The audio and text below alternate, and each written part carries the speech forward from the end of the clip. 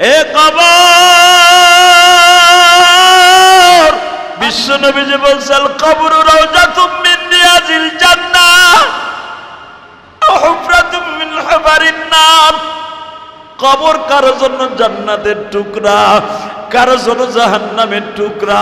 আমি শুনছি বিশ্ব নবী দুনিয়ার কারো বাড়িতে না গেলেও ফাতেমার বাড়িতে যাইতো। ফাতেমার বাড়িতে যাইয়া বিশ্ব নবীর চাদরটা বিছাইয়া দিত। চাদরে ফাতেমারে বসাইয়া বিশ্ব নবী কপালে চুম্বন করতেন। খবর রে, বিশ্ব নবী যার বডিতে চুমা দিছে, যার কপালে চুমা দিছে, যার হাতে চুমা দিছে, যেই ফাতেমার কপালটা বুকে লাগাই আদর করছে, আদরের নবীর আদরের মেয়েটারে তুই কবরে কষ্ট দিস না। বারবার আবু যর গিফারি কবরকে ডাইকা ডাইকা বলে, কবরের মধ্যে থেকে কোনো আওয়াজ আসে না বাবা। ফাতেমা রাদিয়াল্লাহু তাআলা আনহাকে কবর দেয়া হয়েছে ইশারের নামাজের পরে। ইশারের পরে দাফন করার সময় হযরত আলী বারবার কবরকে ডেকে ডেকে বলছে, আমার ফাতেমারে আমি মাফ করে দিছি, তুইও মাফ করে দিস। আবু যর গিফারি আসরের পরে যাইয়া এক মুষ্টি মাটি নিয়ে বলতেছে, কবর তোর মাঝে যাবে হাসান হুসাইনের মা। বিনায়া বিনায়া কবরকে বুঝায়া বলতেছে কবরের কোনো আওয়াজ নাই বাবা। হঠাৎ করে আবু যর গিফারি যখন উঠিয়া চলে আসবে, দারে কুতনির মধ্যে আসছে। আনাস ইবনে মালিক বলেন, আবু যর গিফারি এমন জোরে একটা চিৎকার মারছে, আবু যর কাঁপতে কাঁপতে জান্নাতুল বাকি কবরস্থান থেকে দৌড়াইয়া ভাগতাছে। আমি আবু যর এতদিন বুঝতে পারছি, আমি এতদিন ভালো করে এইটাকে ইয়াকিন করে নিছি, কিন্তু আজকে প্র্যাকটিক্যাল আমি দেখলাম। আমি ফাতেমার কবরের কাছে যেয়ে যখন কবরকে রিকোয়েস্ট করতেছিলাম, কবরের মধ্যে থেকে আওয়াজ আসলো, আবু যর রে, নবীর কন্যা ফাতেমারে চিনি না, হাসান হুসাইনের মাকে আমি চিনি না, ভালো করে বুঝিস ফাতেমা খাতুনে জান্নাত আমি চিনি না। আমার মাঝে সেই আসবে, তার সাথেই ভালো ব্যবহার করব, যেই লোকটা আমার মাওলার কাছ থেকে নেক আমল নিয়ে আসবে। আর যে খারাপ আমল নিয়ে আসবে, আমি কবর তারে চিনি না, আমি এমন ভাবে তারে চাপ দিব, ডাইন পাশরের হাড্ডি বাম পাশরে ঢুকাই দেব, ডাইন পাশের হাড্ডি বাম পাশে ঢুকাই দিব। এই মাথাটা ধরে এমন জোরে চাপ দিব, চালতে শেষার মতো শেষা হয়ে যাবে। ও বাজান, আমি আপনাদের সামনে কেন এই কথাটা বলছি? আবু যর গিফারি ওই আওয়াজ শোনার পরে জীবনে যতদিন বাইসা ছিল বাবা, শুধু জঙ্গলে জঙ্গলে ঘুরছে, গাছ জড়াই ধরে কান্দার বলতো, গাছ রে, আমি যদি গাছ হইতাম আমারে কাইটা পাইরা ঘর বানায়া ফেলতো, আমি যদি ঘাস হইতাম গরু দেখাইয়া ফেলতো, কেন আমি মানুষ হইলাম মানুষ?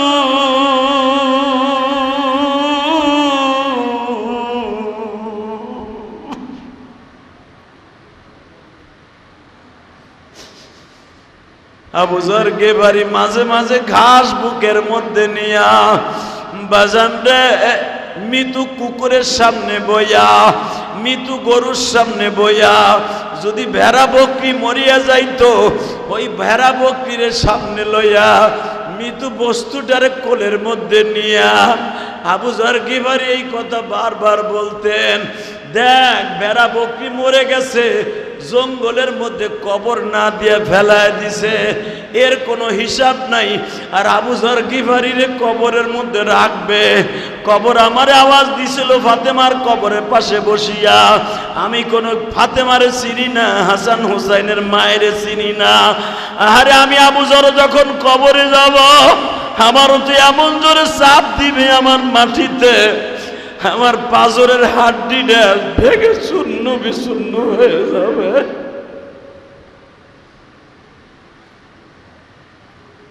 আমার মুসল্লি ভাইরা, যদি কবরের কথা চিন্তা করিয়া কারো এক চোখটা পানি পড়িয়া যায়, আমার রব্বে কারিম বলেন, ওয়া আম্মা মান খাফা মাকামা রাব্বিহি ওয়া নাহান নাফসা আনিল হাওয়া ফাইন্নাল জান্নাতা হিয়াল মাওয়া। যারা কবরের ভয়, আল্লাহর ভয়ে পাপের কাজ ছাড়িয়া দিবে, আল্লাহ তারে জান্নাত দেখাইয়া লয়ে যাবে। আমার নবী যেতায় যাইতেন ছাতির মতো হয়ে আবু যর গিফারি নবীর সামনে দাঁড়ায় থাকতেন। নবী যুদ্ধে গেল, আবু যর গিফারি নবীর পিছনে থাকতেন। নবী যখন যুদ্ধে যাইতেন আবু যর সামনে থাকতেন। নবী যখন খাবার প্লেট ধুইতে যাইতেন আবু যর গিফারি ধুইয়া দিতেন। বাজান আবু যর গিফারি মদিনায় হিজরাতের পরে এক দুইজন না, আবু যর গিফারি কালেমা পড়ে যাওয়ার পরে তার ফ্যামিলিতে শত শত মানুষ কালেমা পড়াইলেন। শত শত মানুষ লইয়া মদিনায় হিজরাতের পরে বিশ্ব নবীর কাছে হাজির। আমার নবী দেখায় আবু যর গিফারিরে চিনা ফেলছে। তোমার না গিফার গোত্রের নেতা আবু যর। ইয়া রাসূলুল্লাহ, আপনি আমাকে কেমনে চিনলেন? আবু যর রে, আমি আমার মায়ের গর্ভে থাকা অবস্থায় যা দেখছি তাও আমার মনে আছে। বাদশা আব্রাহারে ধ্বংস করছে সেই দৃশ্য আমি নবী মার পেটে বসে অনুধাবন করতে পারছি।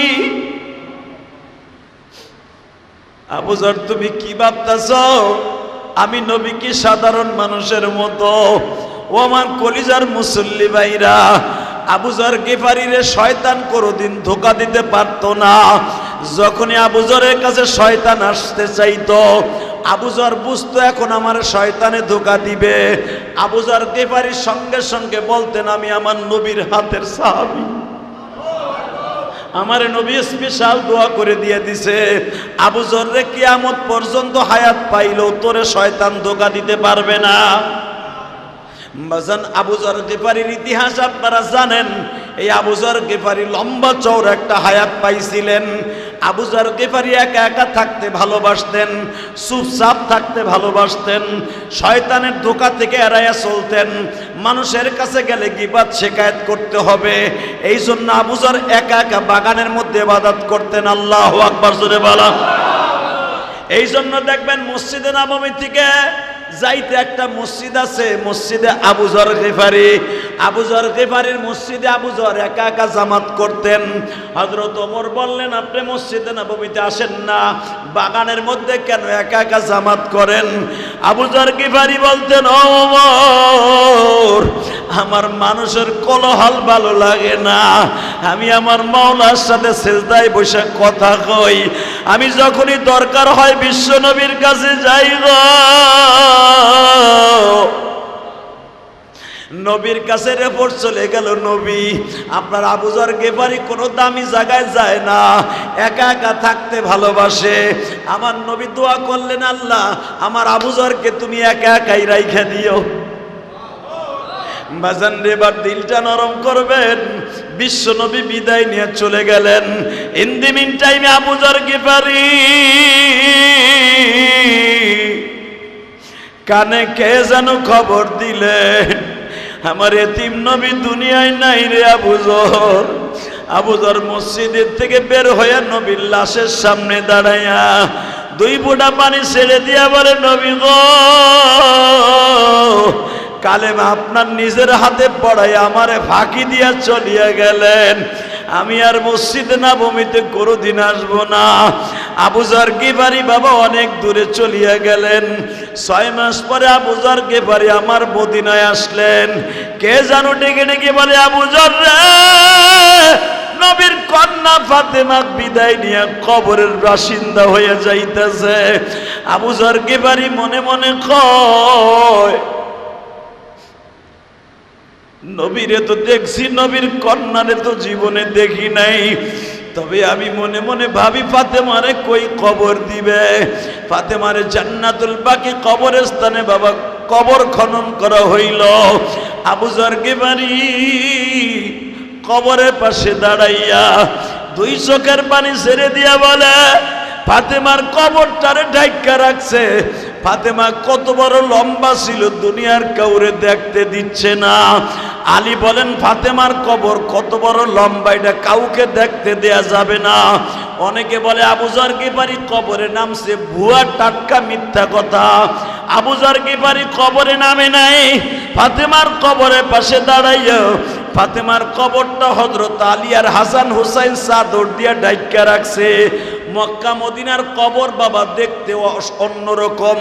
মক্কা মদিনার কবর হলো খাড়া করে এইভাবে দিয়া, ভিতরে আর একটা কবর থাকে বাবা, একটুখানি গর্ত করে এখান দিয়ে লাশটা ঢুকায়, দুইজন নামে আস্তে করে ঢুকাইয়া দেয়। আমাদের দেশের মতো কবরস্থান না, বিশ্ব নবীকেও এইভাবে কবর দিছে বাবা। কবর দুইটা থাকে মসজিদে নববীর জান্নাতুল বাকি কবর যারা দেখছেন, একটা গর্ত করে লাশটা খাড়া করে নামায় আস্তে করে নিচে যায় আর একটা কবর বানায়া শোয়া দেয়। একে বুজার গিফারি রাদিয়াল্লাহু তাআলা আনহু ওই ঢাকনাওয়ালা কবরের পাশে বসে এক মুষ্টি হাতে মাটি নিয়ে বলতেছে, কবরের মাটি রে,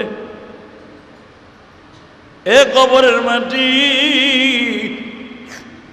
আমি জানি আল কবর হুফরাতুম মিন রিয়াজ, আল কবর হুফরাতুম মিনান নার, আল কবর রাওজাতুম মিন রিয়াজিল জান্নাহ ওয়া হুফরান হুফারিন নাস, হুফারিন নার। আমি জানি কারো জন্য কবরটা জান্নাতের টুকরা, কারো জন্য জাহান্নামের টুকরা।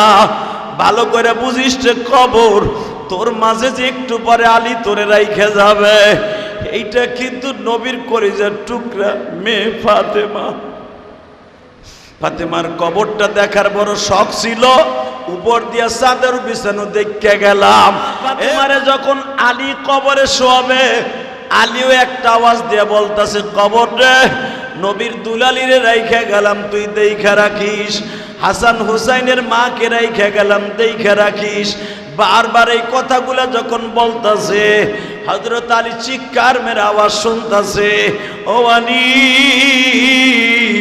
কবরে ফাতেমাকে রাখার আগেই বিশ্ব নবী বলে দিছে, আমার ফাতেমারে কবর দেইখা রাখিস। তোমার চিন্তা নাই, তোমার ফাতেমারে কবর দেইখা রাখবো। আল্লাহু আকবার জোরে বলতে পারলেন না? আবু যর গিফারিরে বললেন, কবরে আমি ফাতেমারে চিনি না। আলীরে বললেন, কবরে দেইখা রাখবে, কারণ ফাতেমার নেক আমলগুলো আল্লাহর কাছে কবুল হয়ে গেছে। ونعوذ بالله من شرور أنفسنا ومن سيئات أعمالنا من يهده الله فلا مضل له ومن يضلله فلا هادي له الذي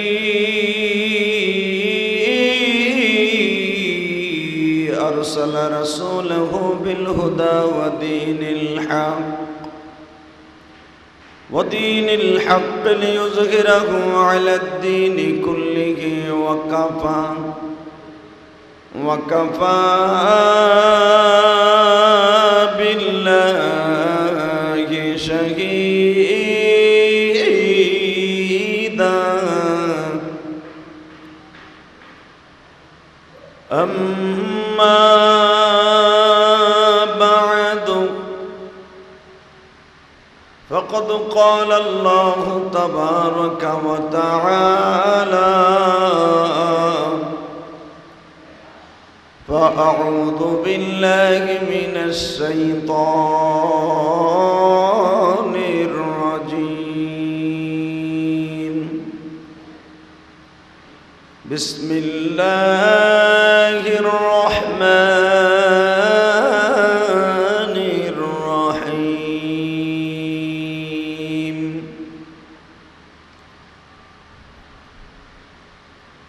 ولا تقولوا لمن يقتل في سبيل الله أموات بل أحياء ولكن لا تشعرون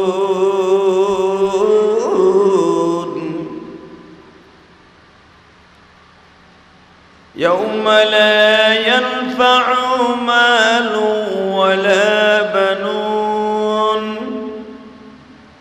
إلا من أتى الله بقلب سليم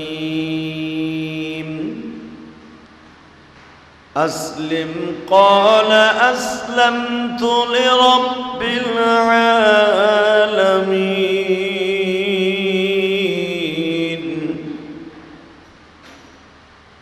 إن الله وملائكته يصلون على النبي يا أيها الذين آمنوا صلوا عليه وسلموا تسليما لا إله إلا الله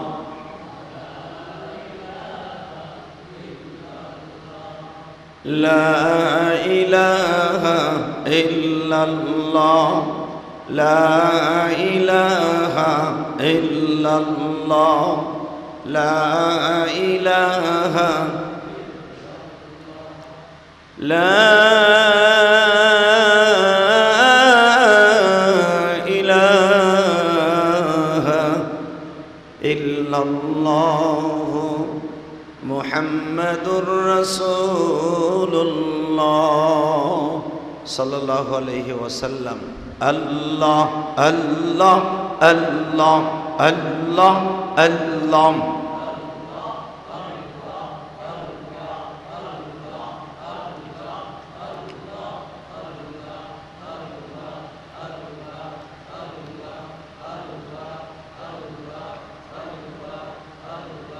الله الله الله الله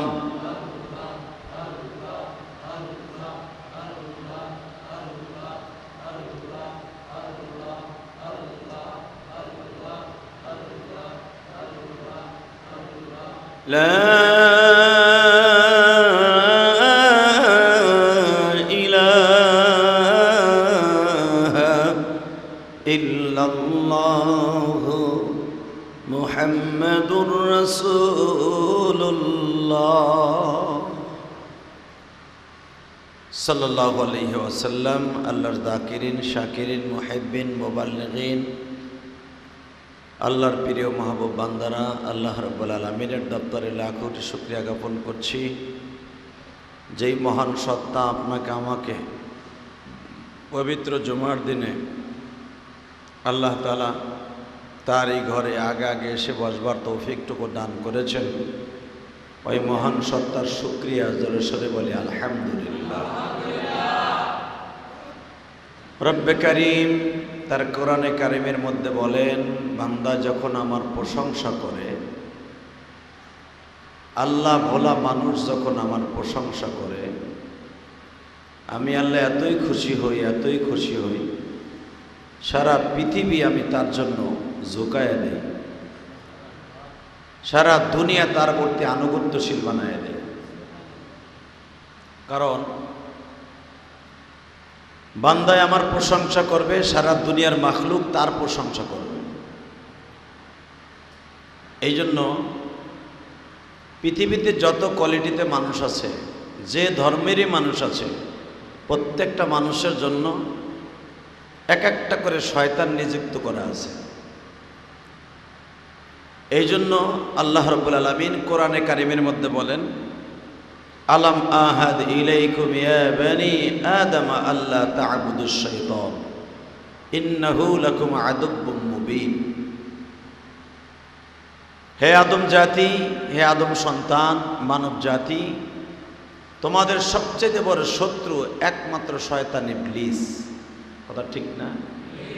ইবলিস এতই আমাদের শত্রু যে আমাদের বাবা, আমাদের বাজান, আমাদের পিতা তাকে জান্নাত থেকে বের করে ছেড়েছে এই ইবলিস।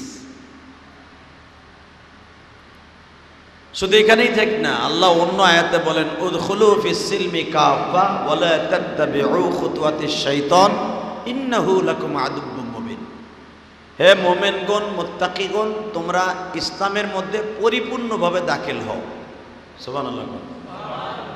অর্ধেক ডুববা অর্ধেক ডুববা না, এরকম না, পরিপূর্ণ ইসলামের মধ্যে দাখিল হও। উদখুলু ফিস সিলমি কাফা, এটাই তোমাদের জন্য যথেষ্ট। মনে রাখো, শয়তান তোমাদের শত্রু। কে বলেছেন? হ্যাঁ, কথা জোরে কর না কে? শয়তান তোমাদের শত্রু, এটা কে বলেছে? এখন প্রশ্ন আসতে পারে, শয়তানরেও যে আল্লাহ বানাইছে আপনার আমারও সেই আল্লাহ বানাইছে, তা শয়তানরে বানাবার দরকার কি ছিল? এটা একটা প্রশ্ন আছে। আল্লাহ আমাদের বানাইলিতে চলত। মনে রাখবেন, একটা বাজারে কিন্তু এক ধারণার জিনিস দিয়ে চলে না। দোকানে লেখা আছে ভ্যারাইটিস স্টোর, ভ্যারাইটিস স্টোর লেখা আছে না? তো ভ্যারাইটিস স্টোরে যদি খালি দেখেন আপনি খালি চাউল ডাল তেল আছে আর কিচ্ছু নাই, একবারটা ঢুককেই কবে তোর থাপড়ানোর দরকার, কথা কন নাকি? যে ভ্যারাইটি স্টোর, তোর আছে চাল ডাল ডিম আর কি আছে? আমার এখন দরকার পোলাপানের কাবাব পাতো, আমার দরকার এখন তরকারি কই, আমার দরকার মাছ। ভ্যারাইটিস স্টোর মানে 99 যা কিছু দরকার সব আমার পাইতে হইব, ঠিক না? আল্লাহ বলেন আমি সার কেসেমের হার রকমের মানুষ বানাইছি, এর ভিতর থেকে আমি এক দলকে জান্নাতে ঘোষণা দিছি। সুবহানাল্লাহ বাইতে যে কইলে ভালো হবে। এই আরো জোরে কোন, আরো জোরে।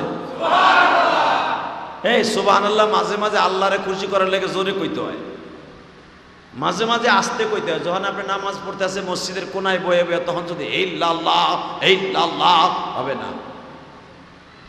মসজিদের ভিতরে এক কোনায় বসে একজন কোরআন শরীফ পড়তেছে, আপনি কোনায় বয়ে জিকির করতেছেন এত জোরে, বেটার কোরআন শরীফ পড়া বন্ধ। মসজিদে দাওয়াতে তাবলীগীরা ঘুমাইতেছে, আপনি মসজিদের কোনায় বইয়া এমন জেকে শুরু করছেন যে মসজিদের ফেরেশতারা পর্যন্ত বাইরে যেতেছে আপনার আওয়াজে। না, ইবাদতের সিস্টেম আছে। এখন কেউ ইবাদত করতেছে না, বড় ইবাদত হলো সুবহানাল্লাহ আলহামদুলিল্লাহ। এই টাইমে জোরে কবেন খুশি হইয়া, বলেন তো আলহামদুলিল্লাহ, বলেন তো আল্লাহু আকবার, হামদান কাসীরা তাইয়্যিবা মুবারাকান ফি। জোরে কোন ইয়া আল্লাহ, ইয়া আল্লাহ। প্রশংসা করছেন কার? আল্লাহরে সবসময় খুশি রাখলে লাভ না লস? কি লাভ? কি লাভ? 5 কোটি টাকার মালিক হবেন? হ্যাঁ, 50,000 কোটি টাকার মালিক হবেন?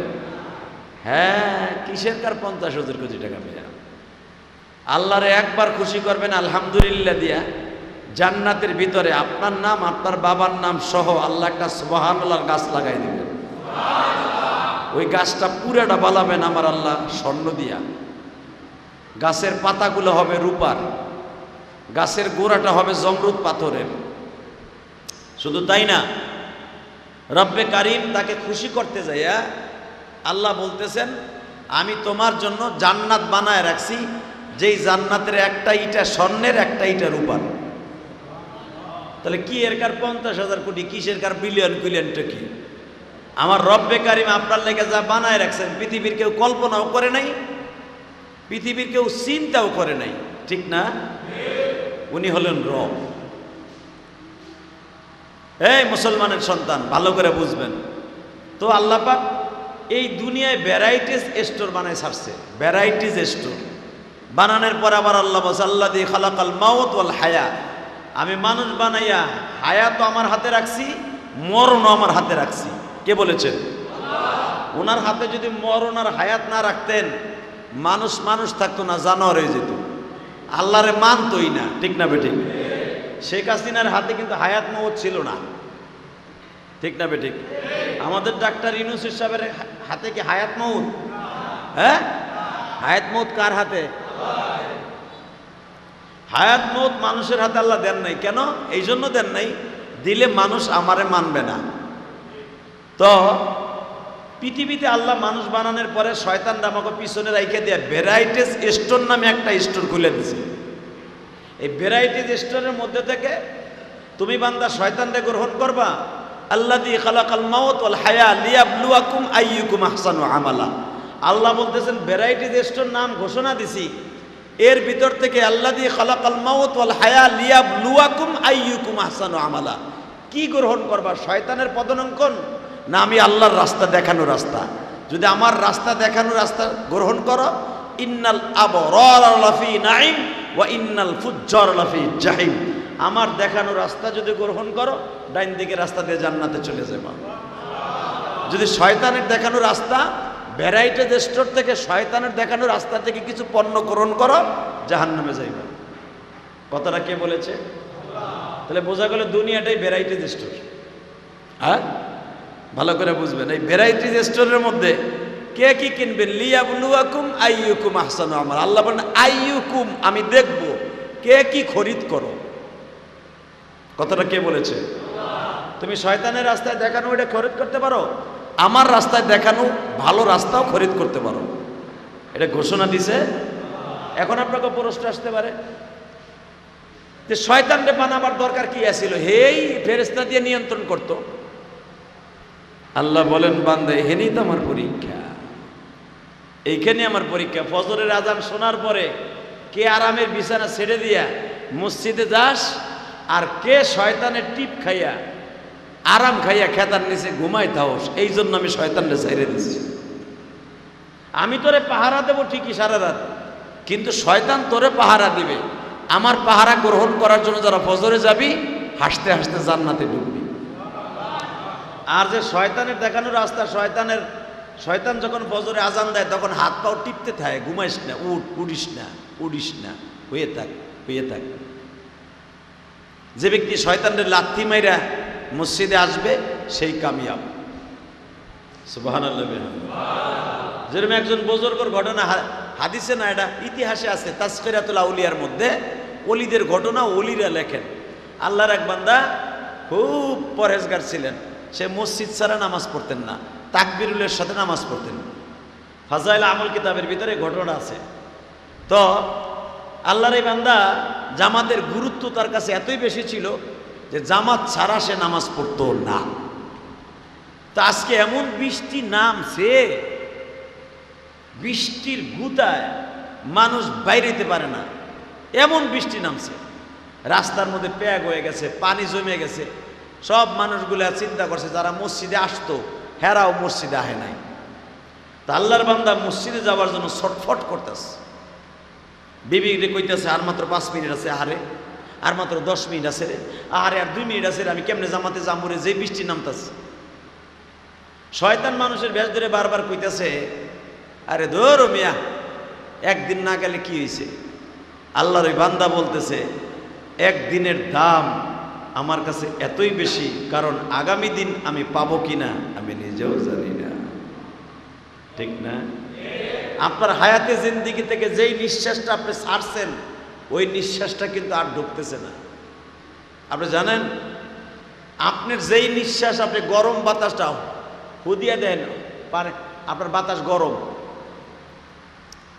আপনার ইঞ্জিনটা পুরা তাজা করে 30 সেকেন্ডের ভিতরে পুরা হাড়টাকে সতেজ করে দিয়া, দূষিত জিনিসগুলারে বাতাসের মধ্যে বের করে দিয়া নতুন অক্সিজেন ঢুকায় আমার আল্লাহ। দুনিয়ার যেই অক্সিজেন আপনার আমি সারি, এই যে মসজিদের ভিতরে ধরেন শত শত মানুষ আসেন, এই অক্সিজেনগুলো যদি আবার রিটার্ন আল্লাহ ঢুকাইতো তার কুদরতি শক্তি দিয়া, একজন মানুষও বাঁচত না। কথা কন না কেন? হালাকে আমার আল্লাহ বলেন তুই যে নিঃশ্বাসটা ছাড়স, এই নিঃশ্বাসটা আমি 2 জন ফেরেশতা দিয়া বহন করিয়া অক্সিজেনের মাধ্যমে গাছের মধ্যে ঢুকাই দিই। দুনিয়া সব গাছের খাবার হলো মানুষের নিঃশ্বাস। যেরকম মারহাবা, গাছের হলো আল্লাহ কেন বানাইছেন গাছ? এই যে সরকার যে বলে বেশি করে গাছ লাগান, সুন্দর করে জীবন বাঁচান, বলে না কেন? বলে এটা কোরআন শরীফের কথা, আমি আপনাদের জানেনই না। বেশি করে গাছ লাগান, পরিবেশ দূষণ মুক্ত করেন। তার মানে গাছের খাবার, দুনিয়ার অন্য কোনো খাবার আল্লাহ বানান নাই, মানুষের নিঃশ্বাসটা গাছের খাবার। এটা কোরআন শরীফের কথা। মানুষের এই গরম নিঃশ্বাসটা গাছে খায়, আর গাছে নতুন বাতাস বানায়া আপনার আমার নাকে দেয়। আল্লাহু আকবার, আল্লাহু আকবার। এই কুদরতি শক্তি কে দেয়? জোরে কন, আরো জোরে। কে দেয়? ইনি হলো সেই আল্লাহ। গাছে আমার বাতাস খাইয়া তার চেহারাটা সুন্দর হয়, আর আমারে গাছের নতুন পাতা জন্ম দেওয়ার বাতাসটা আমারে আল্লাহ ঢুকাইয়া আমারে ভালো রাখে। এর নাম হলো আল্লাহ। আমার ভাইরা, আমার বন্ধুরা ভালো করে বুঝবেন, আমার মালিক বলেন বান্দারে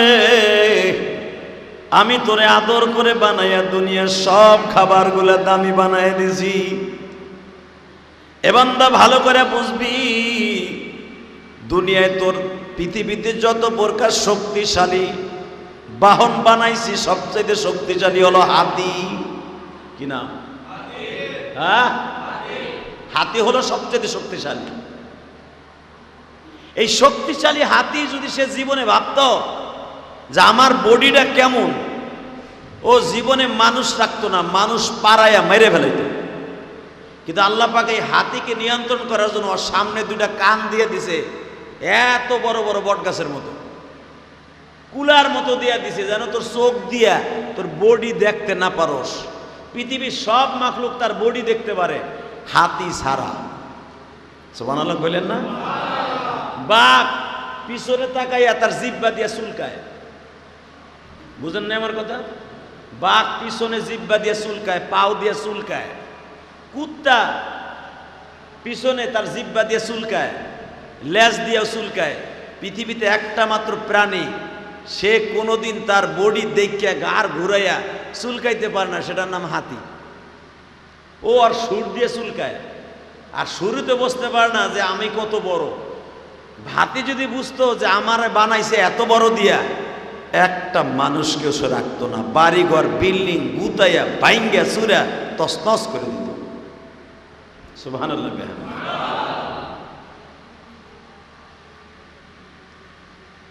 আল্লাহ তো আল্লাহ রাব্বুল আলামিন বলেন, আমি দুনিয়ার এই ভ্যারাইটি স্টোরে তোর ছাইরে দিছি, কে নেক আমল করে, কে বদ আমল করে, কারা শয়তানের ধোকায় বসে দুনিয়া শেষ করে, কে আল্লাহর সান্নিধ্য লাভের জন্য রাস্তায় নাইমা আমার রাস্তায় নাইমা ইবাদত করে।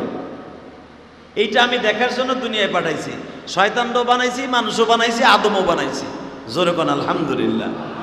আল্লাহর খেলা বোঝার কোনো সিস্টেম নাই।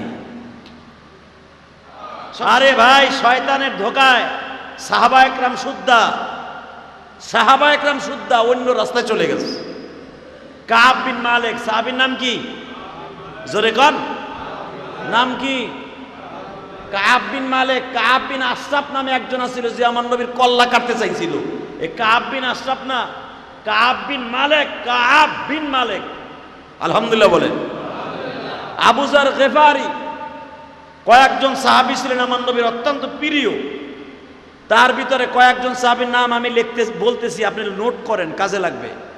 কত সুপারস্টার নায়ক নায়িকা, কত নায়িকার নাম মুখস্থ আছে, কত নায়কের নাম মুখস্থ আছে, কত খেলোয়াড়ের নাম মুখস্থ আছে, কত প্রধানমন্ত্রীর নাম মুখস্থ আছে, সাহাবীর নাম মুখস্থ নায়িকা।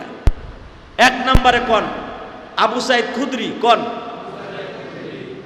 কাব বিন মালিক, আনাস বিন মালিক, আবু বকর, ওমর, উসমান, আলী, হাসান, হুসাইন, আব্দুর রহমান, আউফ, উসমান বিন গাওরেব, মাস, মুআব্বিস, আবু উবাদা ইবনুল জাররাহ রাদিয়াল্লাহু তাআলা। আবু যার গিফারি অত্যন্ত দামি সাহাবী। জোরকান মারহাবা। এই আবু যার গিফারি ছিল গেফার গোত্রের নেতা। আমাগো দেশে তো নেতা থাকলে পুরা সরাইল মনে করে এইটা আমার বাপের কথা। কর না কে? বিএনপির এক নেতা হলে মনে করে এটা আমার বাপের, কিন্তু ভুলে যায় যে দুদিন পরে আমিও কেলানি খাইতে পারি, আমিও বাড়ি ঘর থুইয়া পালান লাগতে পারে। ঠিক না বেঠিক? আমলিগের সামনে একটাও আছে সরাইল, ও থাকলে তো জনগণ পিডাইয়া পিছনের রাস্তা দিয়ে হাওয়া বাইর করে লইব। কথা কর না কে? আবার দেখবেন 2-4 বছর পরে কেতরাই কুতরাইয়া আবার দেখবেন শুরু হয়ে গেছে। এইটাই দুনিয়ার নিয়ম। কথা বলেন না কেন? আরে ভাই শোনেন, একটা কথা বলে দিয়ে যাই। পৃথিবীতে নেতার অভাব নাই, কিন্তু নেতা ছিল বিশ্বনবী, তার সাহাবা একরাম ছিল নেতা। যাদের দেখলে শয়তান পালাইতো এদের কয় নেতা। ঠিক না বেঠিক? তা আমি এমন নেতার নেতা, আমি এমন হুজুরের হুজুর, শয়তান দেখলে আমার দুলাভাইকে কাছে আয়।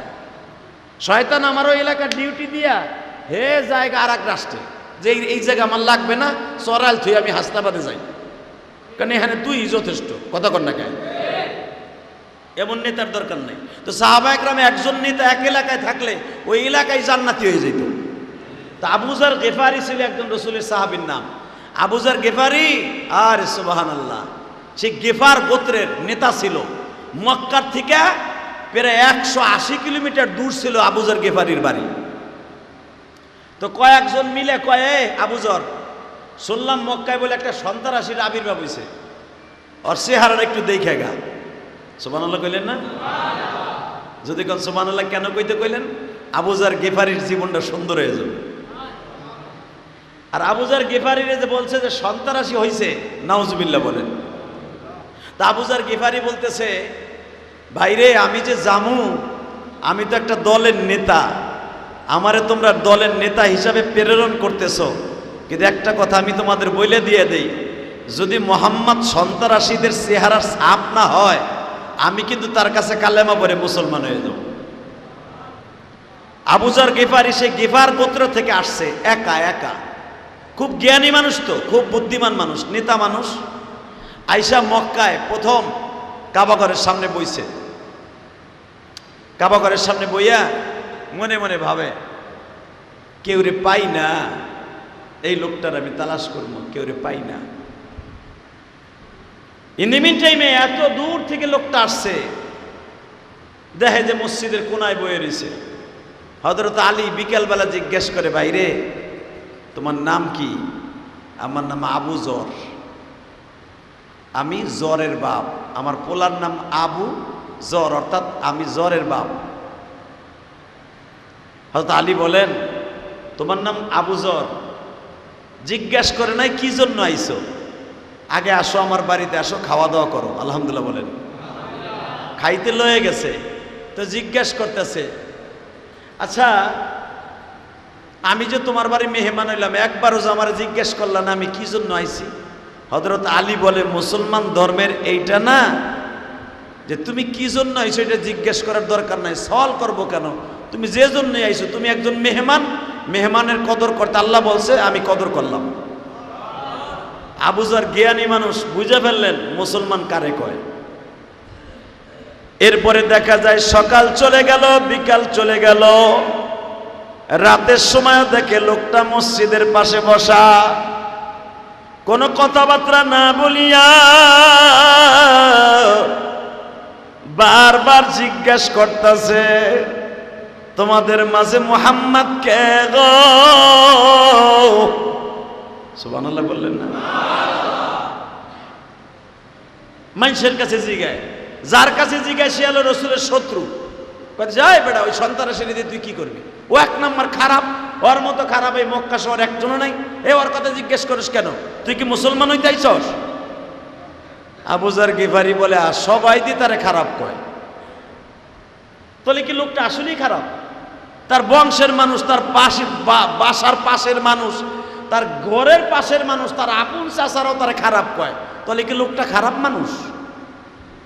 আবু যারের মাথা হ্যাং হয়ে গেল, কি করণ যায়, কি করণ যায়? লোকটারে যদি একবার দেখে যাইতে পারতাম তাহলে মনে তৃপ্তি তো পাইতাম। আসলে কি লোকটা গুন্ডা না সন্ত্রাসী না ভালো লোক, দেখতেই তো পারতাছি না, হে কই আছে তাও তো জানি না। আবার সকালবেলা হযরত আলীর সাথে দেখা, কিরে ভাই আপনি যে আবার মসজিদে পাশে বসা হেরেমের মধ্যে?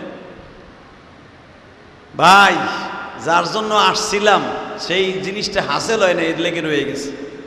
আলী বলেন, সব বাদ, আগে আহেন আমার বাপের বাড়ি, আহেন নাস্তা করেন। আবার খাওয়াইছে। সুবহানাল্লাহ। খাওয়ান দাওয়ানোর পরে জিজ্ঞেস করে, ভাই মুসলমান যে শব্দটা, তুমি কি এই বাচ্চা মানুষ, তুমি কি মুসলমান? কেন আলী তো যুবক। হযরত আলী বলে, হ্যাঁ আমি মুসলমান। আচ্ছা ভাই তুমি যদি মুসলমান হও, কার হাতে মুসলমান হইছো? মুহাম্মদ রাসূলুল্লাহ সাল্লাল্লাহু আলাইহি ওয়াসাল্লাম। সে তোমার কি লাগে? কয় আমার আপন চাচতো ভাই। তুমি কয় বছর বয়সে কালেমা পড়ছো? কয় 10 বছর বয়সে। তোমার বয়স কত? আমার বয়স এখন কত হবে? 18-19 হয়েছে।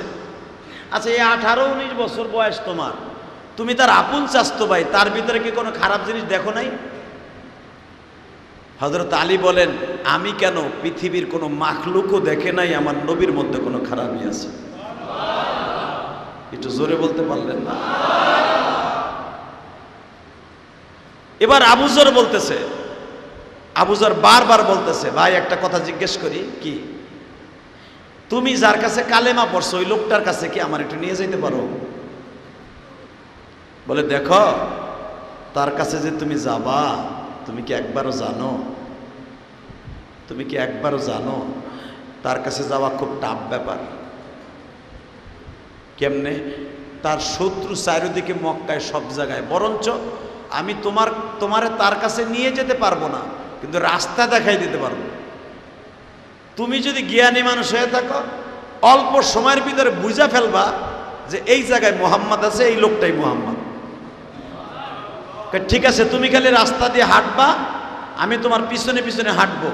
আলী বললেন, আমি যেই দিকে একটা পাথর মারবো মনে করবা ওই রাস্তা দিয়ে গেলেই কোনো ঘরের মধ্যে মুহাম্মদ সাল্লাল্লাহু আলাইহি ওয়াসাল্লাম আছে। তখন আমার নবী আরকান ইবনে সাবিত অর্থাৎ ওমরের বাড়ির পিছনে জায়গাটা এখনো পর্যন্ত আছে। আল্লাহু আকবার বলা। এই বেড়ে বারবার উঠুসকে।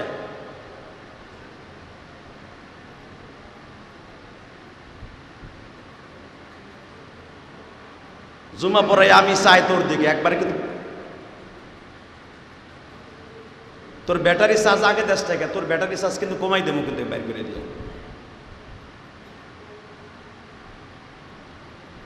লা হাওলা ওয়ালা কুওয়াতা ইল্লা বিল্লাহ।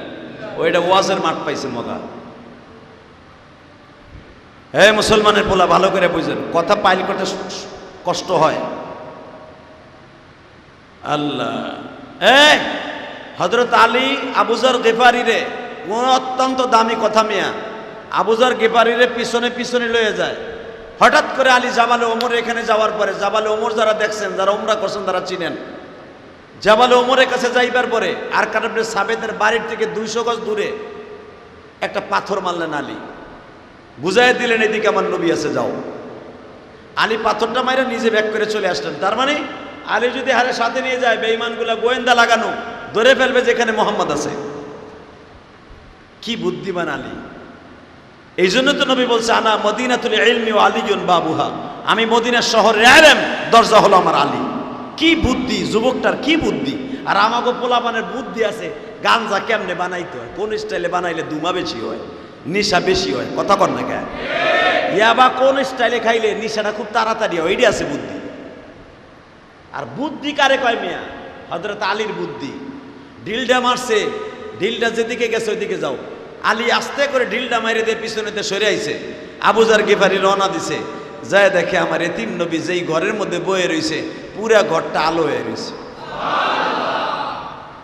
আবু যর গিফারী দেখে ঘরের মধ্যে বাতি নাই, কিন্তু পুরা বাতিটা একজনের চেহারায় বাতি। এখন দিলটা নরম করবেন।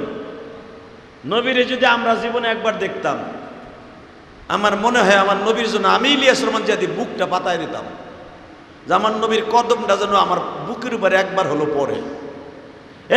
হিন্দুরা যদি একটা পুরোহিত, একটা ব্রাহ্মণের জন্য একটা গরু রাস্তা দেখো না ইউটিউবে, গরু রাস্তা দিয়ে যায়, হ্যাঁ সামনে হুইয়া পড়ে, এটা হলো তাকে দেবতা। গরু পিঠের উপরে পাড়া দিয়ে যায়, নাউজুবিল্লাহ বললেন না? হালাকে গরুর সামনে না, কোন মানুষের সামনে সেজদা দেয় হারাম, হেরা গরুর সামনে সেজদা দেয়। আর আমার নবী এমন নবী, বুকের উপর দিয়ে যদি পাড়া দিয়েও যাইতো, আমার জীবন ধন্য হয়ে যেত। হ্যাঁ, আবু যর গিফারী যাইয়াই দেখে পুরা ঘরটা আলো। আবু যর গিফারী বারান্দায় দাঁড়ায়া কান্দে আর কয়, আহারে এই লোকটা তো সন্ত্রাসীর চেহারা হইতে পারে না। এই লোকটার চেহারার মধ্যে এমন দামি দামি জিনিস আছে, আমি তো জীবনে এত সুন্দর কোয়ালিটির চেহারা কোনোদিন দেখি নাই। আমার গোত্রের মানুষগুলা বলল সন্ত্রাসী, মুহাম্মাদের চাচারাও বলল সন্ত্রাসী, মুহাম্মাদের চাচতো চাচারা, ফুফাতো ভাই, মামাতো ভাই, মুহাম্মাদের বাড়ির আশেপাশে সবাই বলল খারাপ লোক। হালাকে পৃথিবীতে খারাপ লোকের চেহারা এইরকম হতে পারে না। আবু যর গিফারী রাদিয়াল্লাহু তাআলা আনহু বাবা আস্তে আস্তে করে নবীর সামনে বসলেন, কোনো কথা বল না বলিয়াই বলে ফেললেন, আগে আমারে কালেমা পড়ায় দেন। নবী আমার বলে, আমি তোমার চিনি না জানি না, তোমারে কালেমা পড়াবো, কারণ কি তোমারে কে দাওয়াত দিছে? সঙ্গে সঙ্গে আবু যর বলে, ও বিশ্ব নবী, আমি একটা গোত্রের নেতা, আমি মানুষ চিনতে ভুল করি না। আমার ফ্যামিলিতে অন্তত 1200 মানুষের লিডার আমি মানুষ চড়াইয়া খাই। দুনিয়ার সব মানুষ যদি আপনারে খারাপ কয়, এটা খারাপ মানুষের চরিত্র হতে পারে না। যেই মানুষটা ঘরে বসলে ঘর আলো হয়ে যায়, যেই মানুষটা কথা কইলে গালের মধ্যে থেকে মেশকাম্বারের ঘেরান কয়, যেই মানুষটা কথা বললে গালের মধ্যে থেকে আলো বের হয়ে যায়, যেই মানুষটা হাঁটলে যদি তার ওই রাস্তা দিয়ে আলো প্রয়োজন হয় না, আমার আর দেরি নাই, আমার কালেমা পড়ান পরে বাকি কথা কই। বাজানরে বিশ্ব নবী কালেমা পড়াই দেওয়ার পরে আবু যর গিফারি বললেন, ইয়া রাসূলুল্লাহ, আমি আমার ছেলে মেয়ে আমার গোত্রের লোকগুলা নিয়ে আসতেছি। নবী আমার বলে, আবু যর রে, আপাতত তোমার মক্কায় তাদের আনতে হবে না। আমি বিশ্ব নবী হয়তো কয়েক মাস পরে আমার হিজরাতের অর্ডার হয়ে যাইতে পারে। তুমি মক্কায় যদি মানুষগুলা নিয়ে আসো, তুমি মক্কায় ঢুকলে তোমার মাইরা ফেলবে। তোমার লোকজন লইয়া মদিনায় সাক্ষাৎ কইরো, তোমার সাথে আমার মদিনায় বাকি কথা হবে। বাজান আবু যর গিফারি এমন একজন দামি সাহাবী হয়ে গেলেন, আমার নবী যেতায় যাইতেন ছাতির মতো হয়ে আবু যর গিফারি নবীর সামনে দাঁড়ায় থাকতেন। নবী যুদ্ধে গেল, আবু যর গিফারি নবীর পিছনে থাকতেন। নবী যখন যুদ্ধে যাইতেন আবু যর সামনে থাকতেন। নবী যখন খাবার প্লেট ধুইতে যাইতেন আবু যর গিফারি ধুইয়া দিতেন। বাজান আবু যর গিফারি মদিনায় হিজরাতের পরে 1-2 জন না, আবু যর গিফারি কালেমা পড়ে যাওয়ার পরে তার ফ্যামিলিতে শত শত মানুষ কালেমা পড়াইলেন। আরো জোরে কর। শত শত মানুষ লইয়া মদিনায় হিজরাতের পরে বিশ্ব নবীর কাছে হাজির। আমার নবী দেখাই আবু যর গিফারিরে চিনা ফেলছে। তোমার না গিফার গোত্রের নেতা আবু যর। ইয়া রাসূলুল্লাহ, আপনি আমারে কেমনে চিনলেন? আবু যর রে, আমি আমার মায়ের গর্ভে থাকা অবস্থায় যা দেখছি তাও আমার মনে আছে। বাদশা আব্রাহারে ধ্বংস করছে সেই দৃশ্য আমি নবী মার পেটে বসে অনুধাবন করতে পারছি। আবু যর, তুমি কি ভাবতেছ আমি নবী কি সাধারণ মানুষের মতো? ও আমার কলিজার মুসল্লি ভাইরা, আবু যর গিফারিরে শয়তান কোনোদিন ধোঁকা দিতে পারতো না। যখনই আবু যরের কাছে শয়তান আসতে চাইতো, আবু যর বুঝতো এখন আমার শয়তানে ধোঁকা দিবে। আবু যর গিফারি সঙ্গে সঙ্গে বলতেন, আমি আমার নবীর হাতের সাহাবী, আমার নবী স্পেশাল দোয়া করে দিয়ে দিছে। আবু যর রে কিয়ামত পর্যন্ত হায়াত পাইলেও তোরে শয়তান ধোঁকা দিতে পারবে না। বাজান আবু যর গিফারির ইতিহাস আপনারা জানেন। এই আবু যর গিফারি লম্বা চওড়া একটা হায়াত পাইছিলেন। আবু যর গিফারি একা একা থাকতে ভালোবাসতেন, চুপচাপ থাকতে ভালোবাসতেন, শয়তানের ধোঁকা থেকে এড়াইয়া চলতেন। মানুষের কাছে গেলে গীবত শিকায়েত করতে হবে, এই জন্য আবু যর একা একা বাগানের মধ্যে ইবাদত করতেন। আল্লাহু আকবার জোরে বলা। এই জন্য দেখবেন মসজিদে নববী থেকে যাইতে একটা মসজিদ আছে, মসজিদে আবু যর গিফারি। আবু যর গিফারির মসজিদে আবু যর একা একা জামাত করতেন। হযরত ওমর বললেন, আপনি মসজিদে নববীতে আসেন না, বাগানের মধ্যে কেন একা একা জামাত করেন?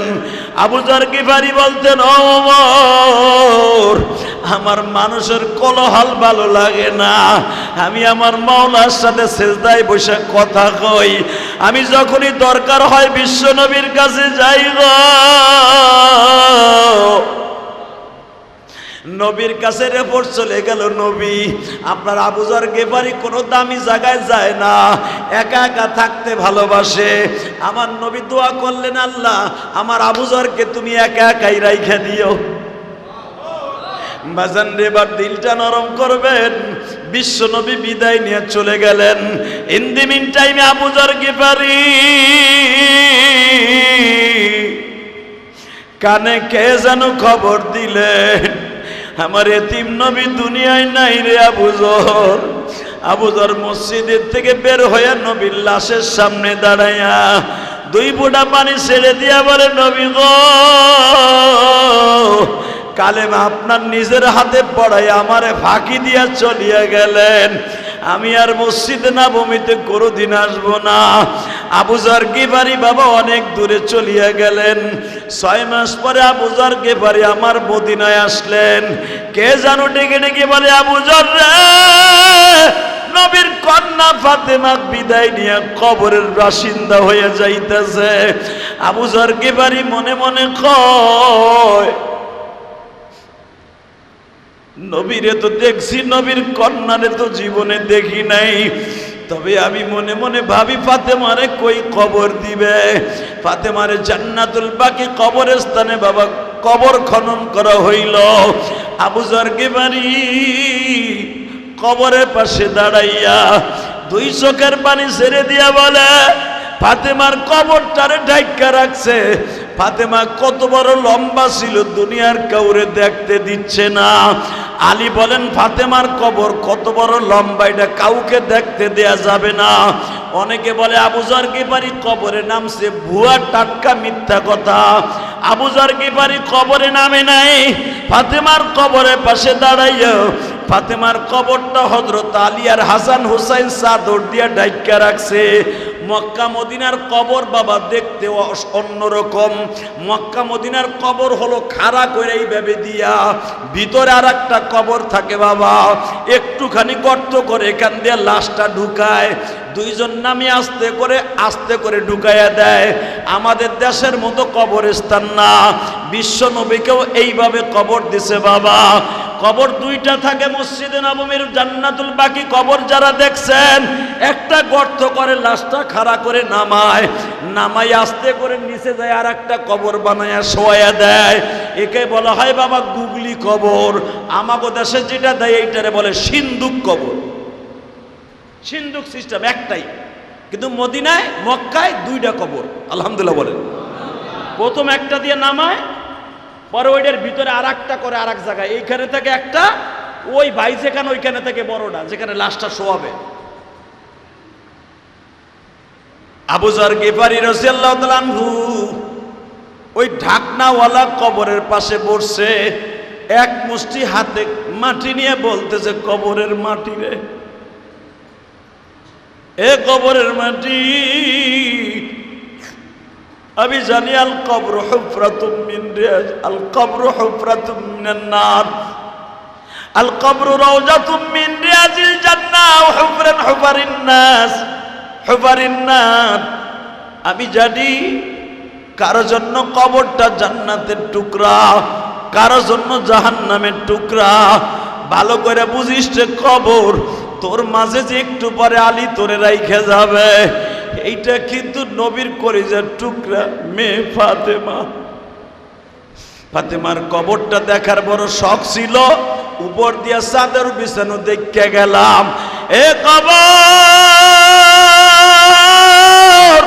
আমি শুনছি বিশ্ব নবী দুনিয়ার কারো বাড়িতে না গেল ফাতেমার বাড়িতে যাইতো। ফাতেমার বাড়িতে যাইয়া বিশ্ব নবীর চাদরটা বিছাইয়া দিত। চাদরে ফাতেমারে বসাইয়া বিশ্ব নবী কপালে চুম্বন করতেন। খবর রে, বিশ্ব নবী যার বডিতে চুমা দিছে, যার কপালে চুমা দিছে, যার হাতে চুমা দিছে, যেই ফাতেমার কপালটা বুকে লাগাই আদর করছে, আদরের নবীর আদরের মেয়েটারে তুই কবরে কষ্ট দিস না। বারবার আবু যর গিফারি কবরকে ডাইকা ডাইকা বলে, কবরের মধ্যে থেকে কোনো আওয়াজ আসে না বাবা। ফাতেমা রাদিয়াল্লাহু তাআলা আনহাকে কবর দেয়া হয়েছে ইশারের নামাজের পরে।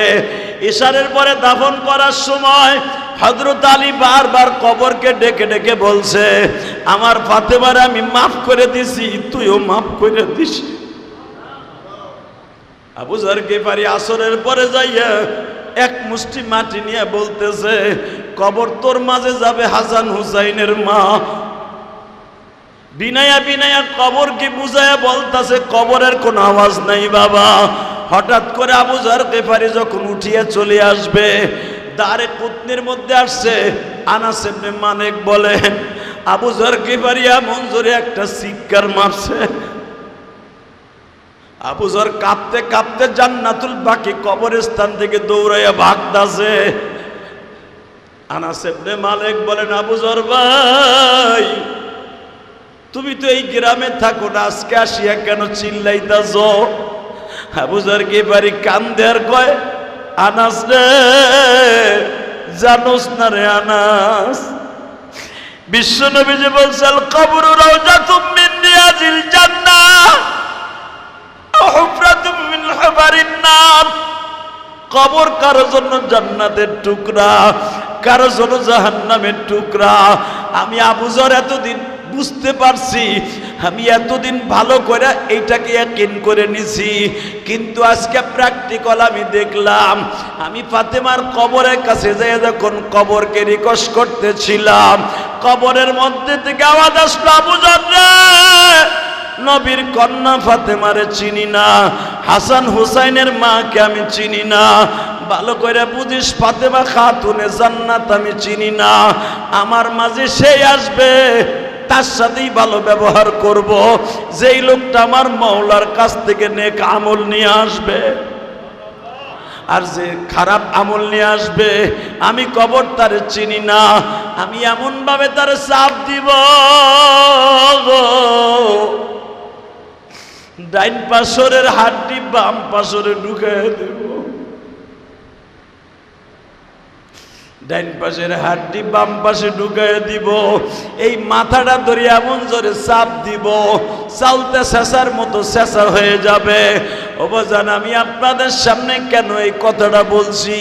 আবু যর গিফারি ওই আওয়াজ শোনার পরে জীবনে যতদিন বাইসা ছিল বাবা, শুধু জঙ্গলে জঙ্গলে ঘুরছে, গাছ জড়াই ধরে কান্দার বলতো, গাছ রে, আমি যদি গাছ হইতাম আমারে কাইটা পাইরা ঘর বানায় ফেলতো, আমি যদি ঘাস হইতাম গরু দেখাইয়া ফেলতো, কেন আমি মানুষ হইলাম মানুষ?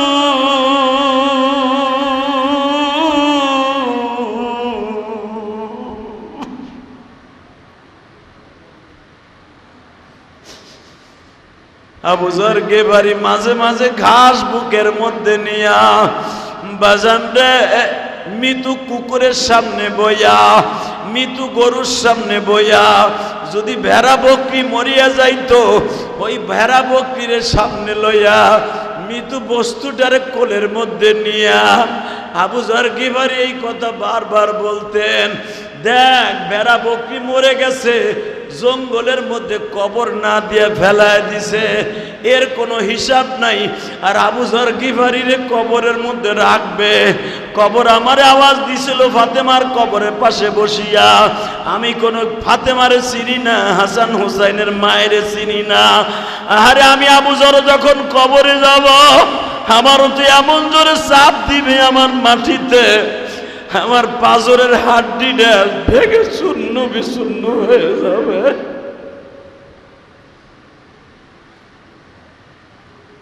আমার মুসল্লি ভাইরা, যদি কবরের কথা চিন্তা করিয়া কারো এক চোখটা পানি পড়িয়া যায়, আমার রব্বে কারিম বলেন, ওয়া আম্মা মান খাফা মাকামা রাব্বিহি ওয়া নাহান নাফসা আনিল হাওয়া ফাইন্নাল জান্নাতা হিয়াল মাওয়া। যারা কবরের ভয়, আল্লাহর ভয়ে পাপের কাজ ছাড়িয়া দিবে, আল্লাহ তারে জান্নাত দেখাইয়া লয়ে যাবে। আরো জোরে কর, আরো জোরে। এবার দিলটা নরম করবেন।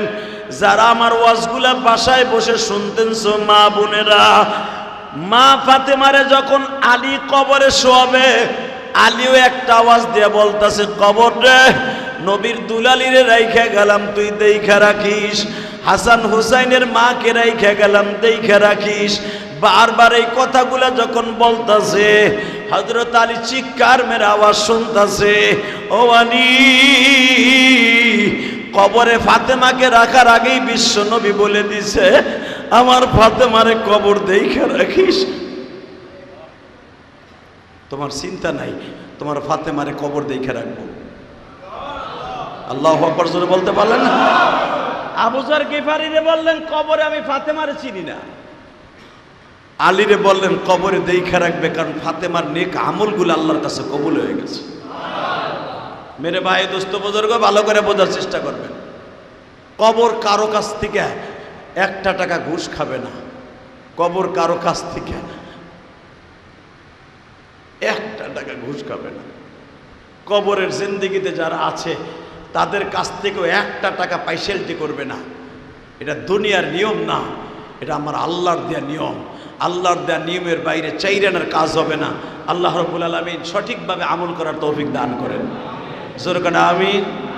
কালেমা নিয়ে যাওয়ার তৌফিক দান করেন। শুধু একটা কথা মনে রাখবেন, এই দুনিয়ায় আইজ আছি কাইল নাই, বাহাদুরি করে কোনো লাভ নাই। কথা বলেন।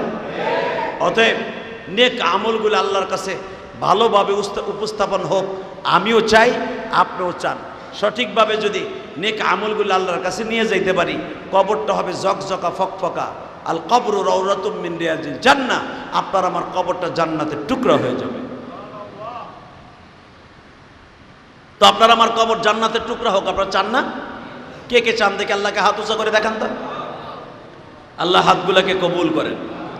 যদি কবরটা জান্নাতের টুকরা বানাইতে চান 5 ওয়াক্ত নামাজ পড়তে হবে ইনশাআল্লাহ। বলেন 5 ওয়াক্ত নামাজ পড়তে রাজি আছেন না? 5 ওয়াক্ত নামাজ পড়বেন, একটা ওয়াক্ত যেন কামাই না যায়। যদিও কোনো কারণবশত কাজা হইয়াই যায়, সাথে সাথে পড়ে নেবেন। কারণ জিন্দিগি বেশি সময় নাই, অল্প সময় জিন্দিগি। আইজ আছে কাল নাই, বাহাদুরি করে কোনো লাভ নাই। সময় থাকলে, সমর্থন থাকলে, যদি তৌফিক থাকে, বেশি বেশি করে দান করব। হায়াতে জিন্দিগি যদি কেউ দানের খাতা খোলা থাকে, ওই মানুষটাকে সমস্ত বিপদ থেকে আল্লাহ রক্ষা করে। আল্লাহ সুবহানাহু ওয়া তাআলা আপনাদের সবাইকে ভালো রাখেন, সুস্থ রাখেন। জুমার পরে আর একটা প্লাস পয়েন্ট আছে। জুমার পরে আমার এই যে হাবিবনগর মাহফিল আছে, জুমার পরে আমার বয়ান। জুমার নামাজ পড়ে যদি মনে করেন খাওয়া দাওয়া করি নাই, খাইতে যেয়ে, তাহলে আর আমার বয়ান পাবেন না।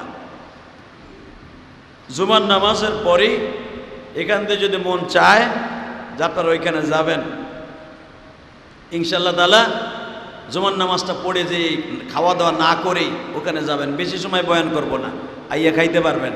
আল্লাহ তাআলা আপনাদের সবাইকে তৌফিক দান করুক। এরপরে রাতের মাহফিল অনেক দূরে, এই জন্য জুমার পরেই আমি বয়ান নিয়েছি, ওখানে বয়ান করে চলে যাব। যদি ইলিয়াসুর রহমান জিহাদি কেউ ভালোবেসে থাকেন, ও কি মাঠে যাবেন। আর আল্লাহ রাব্বুল আলামিন জুমার বয়ানগুলা এবং জুমার দিনের আমলগুলা অন্য দিনের থেকে 70 গুণ বৃদ্ধি করে দিবেন। যে ব্যক্তি ওয়াজের ময়দানে যাওয়ার আগে যতগুলো কদম লাগায় যাবে, প্রত্যেকটা কদমের বিনিময়ে আল্লাহ রাব্বুল আলামিন হাজার হাজার নেকির ব্যবস্থা করে দিবেন। অতএব ওই মাঠের মধ্যে বাকি কথা হবে। আপাতত শুধু এতটুকু মনে রাখবেন, 5 ওয়াক্ত নামাজ আমার পড়তে হবে। দুনিয়ার বাহাদুরি না, আখিরাতের বাহাদুরি হলো সবচেয়ে দামি জিনিস। আল্লাহ তাআলা আমাদের কালেমার সাথে দুনিয়ার থেকে বিদায় করুক। জোরে বলেন আমিন। আসেন তওবা করে আস্তাগফিরুল্লাহ রব্বি মিন কুল্লি জামবি ওয়া আতুবু ইলাইহি লা হাওলা ওয়ালা কুওয়াতা ইল্লা বিল্লাহিল আলিয়্যিল আযীম লা ইলাহা ইল্লাল্লাহু মুহাম্মাদুর রাসূলুল্লাহ।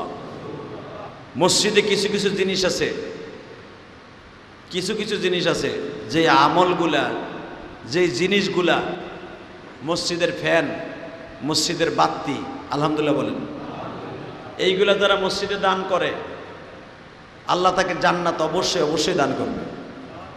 তার ভিতরে দেখেন এই যে কার্পেট, মসজিদের কার্পেট, এই কার্পেটগুলা এমন একটা দামি আমল।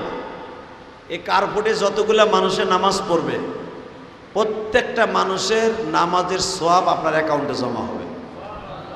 এত দামি আমল এটা। শীতকাল সামনে আসতেছে, অনেকে প্রিপারেশন নিয়ে নেন। মসজিদের 1, 2, 3 কাতার যখন হয়েছে, বাকি আরও 3 কাতার হবে। প্রিপারেশন আছেন তো ইনশাল্লাহ? জুমার দিনে আপনারা, শীতকাল সামনে আসতেছে, অগ্রহায়ণ, পৌষ, মাঘ, পুরা এটা তো শীত। প্রিপারেশন নিয়ে নেবেন যে অন্তত একটা কার্পেট কিনতে কত লাগে, বেশি টাকা লাগবো না। নিয়ত করে ফেলবেন কার্পেট ইনশাল্লাহ।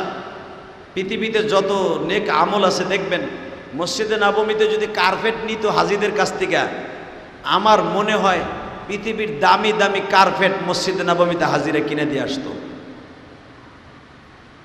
কার্পেট এত দামি জিনিস। কারণ জিবরাইল নিজে বিশ্বনবীকে বলছে, যারা কার্পেট দেয় আল্লাহ তার কবরে কার্পেট দেয়। সুবহানাল্লাহ জোরে বললেন না? অতএব যদি মনে মনে ভাবেন আমার বাবার নামে মার নামে একটা কার্পেট এই মসজিদে দিবেন, মানসিকভাবে প্রিপারেশন নিয়ে নেন। আমি আপাতত আপনার কাছে চাইতেছি না, মানসিকভাবে প্রিপারেশন নেন যে আমি একটা কার্পেট দিব। এ বেশি টাকা দাম না, অল্প কয়েক টাকার দাম। আল্লাহ তাআলা যেন আপনাদের সবাইকে মানসিকভাবে প্রিপারেশন নেওয়ার তৌফিক দান করেন। আল্লাহুম্মা আমিন। রব্বানা যালামনা আনফুসানা ওয়া ইন লাম তাগফির লানা ওয়া তারহামনা লানাকুনান্না মিনাল খাসিরিন।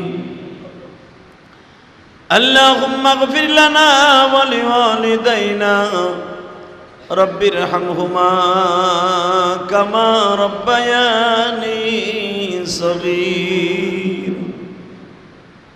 নিজের হাতে বান্দা তুমি বানায়া কেমনে দিবা জাহান্নামে ফেলায়া।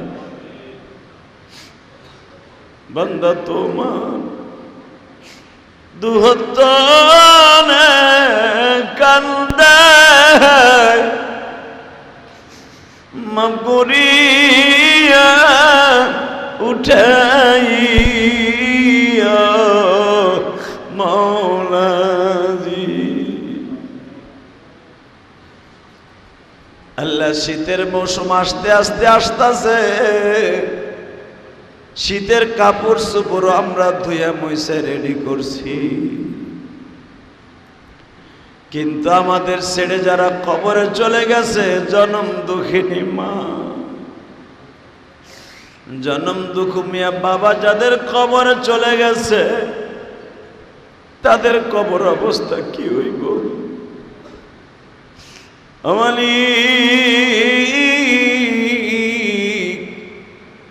আমাদের বাবা মা দাদা দাদি নানা নানি আত্মীয় স্বজন শ্বশুর শাশুড়ি পাড়া প্রতিবেশী যারাই কবরে চলে গেছে, কবরটা জান্নাতের বাগান বানায় দিও আল্লাহ। যাদেরকে নিয়ে হাত তুলেছি,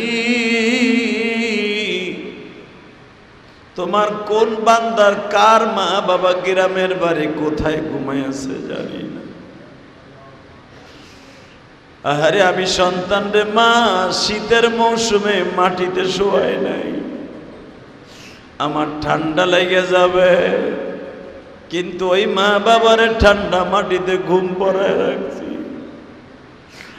মালিক নবীর মেয়ে ফাতেমার সাথে যদি কবর কথা বলে বলে আমি ফাতেমারে চিনি না,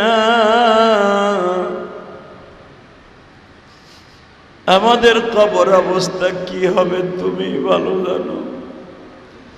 তুমি আমাদের নেক আমলগুলা সঙ্গী বানায় দিও আল্লাহ। আমাদের ছেলে মেয়েগুলাকে নেককার বানায় দিও, যাদের ব্যবসা বাণিজ্য খারাপ বরকত দান করে দিও আল্লাহ। যাদেরকে নিয়ে হাত তুলছি অনেকে অসুস্থ আছে, সুস্থ বানায় দিও আল্লাহ। আমি যখন সৌদি আরব যাই, তোমার এক পাগল আমারে মদিনায় অনেক রিসিভ করে, মদিনার দামি দামি খাবারগুলো আমাদেরকে খাওয়ায়, মদিনার বড় বড় রেস্টুরেন্টে আমাদেরকে দাওয়াত দিয়ে নিয়ে মক্কাওয়ালাদের সাথে মদিনাওয়ালাদের সাথে দাওয়াত দিয়ে খাওয়ায় আল্লাহ। আমার ওই ভাই গতকালকে অপারেশন হয়েছে, সেলিম ভাই আল্লাহ, ধানমন্ডি হসপিটালে অপারেশন হয়েছে। সেলিম ভাইকে তুমি অতি তাড়াতাড়ি সুস্থ বানায় দাও আল্লাহ। আরো যারা অপারেশন হয়েছে অনেক প্রবাসী ভাইরা, তাদের সুস্থ বানায় দাও আল্লাহ। খাস করে অনেক দূর দূরান্ত থেকে অনেকে অসুস্থ দোয়া চাইছে, মানিকগঞ্জ থেকে তোমার এক পাগল দোয়া চেয়েছে তার বাবা মায়ের জন্য, তার ছেলে সন্তানের জন্য। মেহেরবানি করে তার বাবা মা সহ সকলকে তুমি কবুল করিয়া লও, ছেলে মেয়েদেরকে তুমি কবুল করিয়া লও আল্লাহ। তার 3টা ছেলেকে তুমি নেককার বানায়া দাও। তোমার পাগল আমার মসজিদে দান করে, মাদ্রাসায় দান করে কবুল করিয়া লও আল্লাহ। খাস করে তোমার অনেক পাগল মাদ্রাসা মসজিদ না দেখে দান করে, তাদের দানগুলো কবুল করিয়া লও আল্লাহ। এই মসজিদে জুমার নামাজ পড়তে অনেক দূর দূরান্ত থেকে তোমার পাগলগুলি আসে, কেন আসে কি জন্য আসে আমি জানি না। মিরপুর থেকে প্রতি সপ্তাহে তোমার পাগলগুলি পাগলের মতো ছুটিয়ে আসে। এদের মধ্যে কার মা নাই, কার বাবা নাই, কার মা বাবা অসুস্থ আমি জানি না। মেহেরবানি করে তাদেরকে তুমি ভালো রাখো, সুস্থ রাখো। আল্লাহ এই ঘরে যারা দান করে মসজিদে তাদের দানগুলো কবুল করে নিও। তাদের জনম দুঃখিনী মা বাবাকে মাফ করে দিও। আল্লাহ কবে যেন আমাদের হায়াতে জিন্দেগি শেষ হয়ে যায়,